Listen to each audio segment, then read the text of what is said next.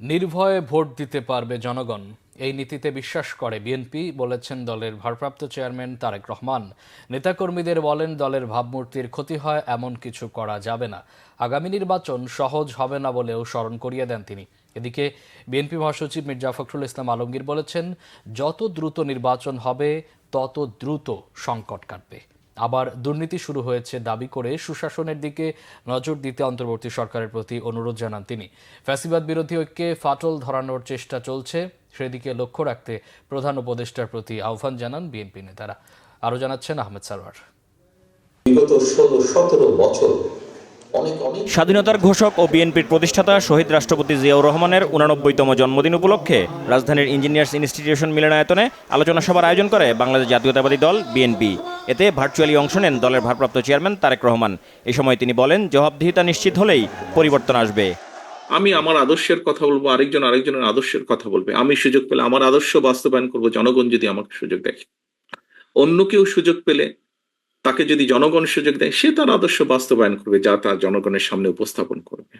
But একটি ক্ষেত্রে যে কোনো মূল্যে এক জায়গায় আমাদেরকে থাকতে হবে, সেটি হচ্ছে নির্দিষ্ট সময় পরে পরে দেশের নিয়ম, আইন, কানুনের, সংবিধান যে সময়টি বেঁধে দিবে, সেই সময় পরে পরে অবশ্যই রাষ্ট্রের বা সরকারের প্রতিটি পর্যায়ে যেখানে নির্ধারিত হবে সেখানে ভোট হতে হবে। সেটি জাতীয় সংসদ হোক, সেটি পৌরসভা হোক, ইউনিয়ন পরিষদ হোক, যেটি হোক না কেন।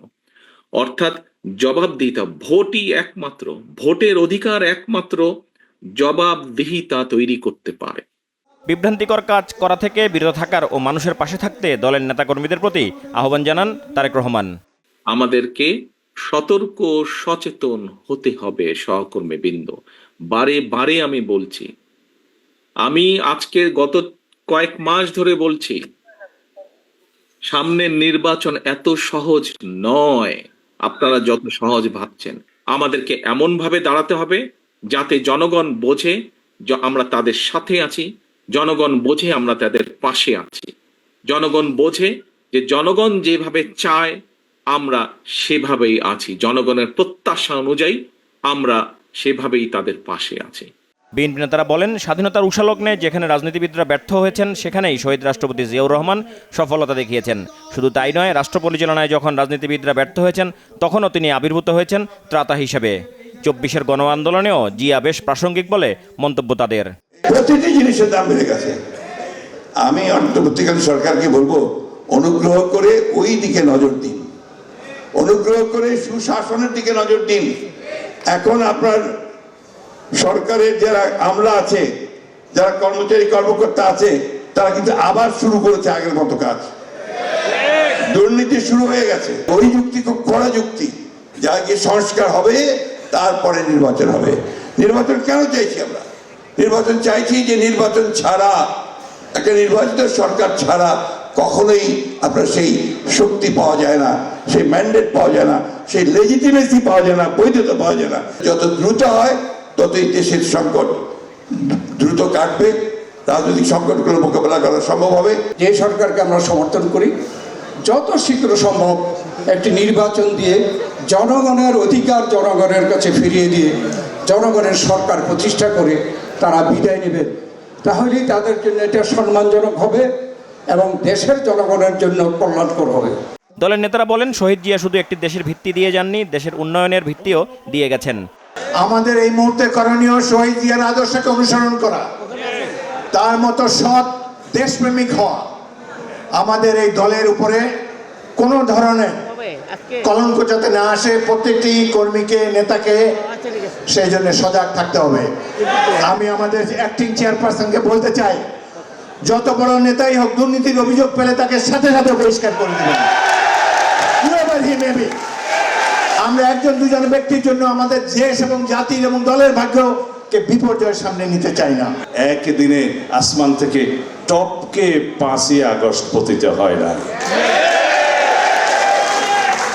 It's a result of continuous, it is a cumulative result of continuous democratic movement and fight. ফ্যাসিবাদ বিরোধী জাতীয় ঐক্য যেটা সৃষ্টি হয়েছে, সেই জাতীয় ঐক্যে ফাটল সৃষ্টি হওয়ার মতো কোনো পদক্ষেপ আমরা এখন দেখছি যেটা জাতির জন্য কল্যাণ বয়ে আনবে না।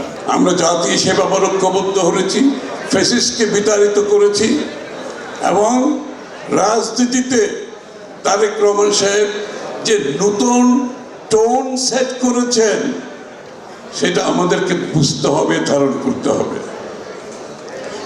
সেটাকে মাথায় রেখে আগামী দিনে চলতে হবে। সততার কোনো বিকল্প নাই।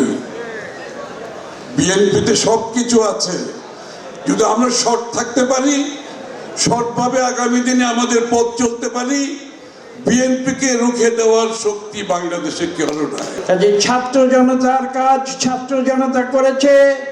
রাজনৈতিক দল হিসাবে দেশের বৃহত্তম রাজনৈতিক দল বিএনপি তারা বাংলাদেশে গণতন্ত্রে ফিরে আনার ক্ষেত্র প্রস্তুত করে দিয়েছে। জিয়ার আদর্শ ধারণ করতে না পারলে মানুষের মন থেকে ছিটকে যেতে হবে বলেও দলের নেতাকর্মীদের হুঁশিয়ারি দেন বিএনপি নেতারা। যখন স্বৈরাচার এরশাদ আহমেদ সরওয়ার, বাংলা ভিশন, ঢাকা।